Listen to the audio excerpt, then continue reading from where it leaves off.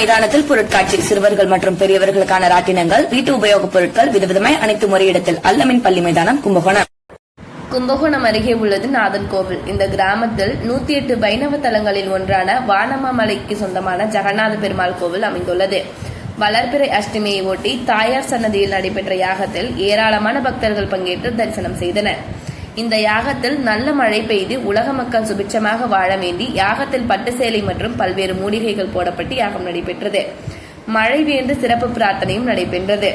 யாகம் முடிந்து தாயாருக்கு அபிஷேகம் செய்யப்பட்ட நிலையில் சில நிமிடங்களில் நல்ல மழை பெய்ததால் பக்தர்கள் மகிழ்ச்சி அடைந்தனர்.